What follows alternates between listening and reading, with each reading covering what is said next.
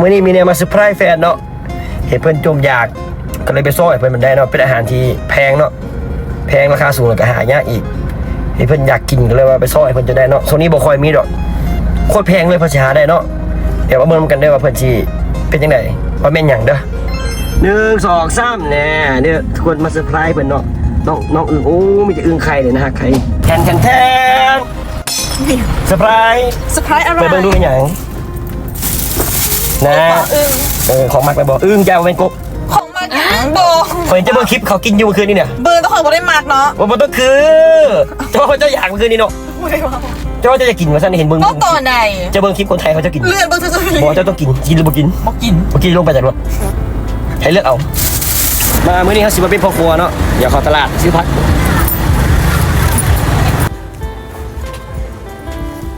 อันนี้แมนเครื่องเคียงที่เราจะมาใส่อื่นเนาะได้เครื่องเคียงละซื้อมือหน่อยเนาะเป็นมะขามมอนแซ่เมนูที่ทำแล้วเลยเนาะนี่กระดิ่งกันทุกคนว้าวเด้อมาเดี๋ยวให้ลองทุกคนตอนนี้มีไข่เลยจะเอาไข่เป็น2 4แล้วเอาแต่ไข่นะอ๋อบินนี่ไข่แล้วหนึ่งมาชิมเบิ้งเชฟนี่นายแบบนั้นใช่ปะมันดีเนาะไปอยู่ปะไข่กินเลยเดี๋ยวไข่ไปกินไปแต่ไข่เนาะยังบอกกล้ากินเนื้อมันก่อนต้มจะพักเพลต้มซั่วเด้อพักเพลใบมะขาม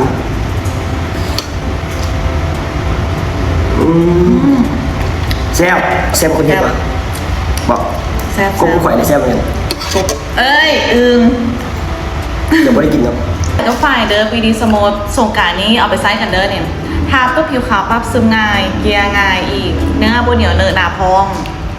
ราคาคนถือเด้อส่วนนี้โปรโมชั่นคือซื้อ1 แถม 1ซื้อ2 แถม 3ได้ราคาตัวแทนเลย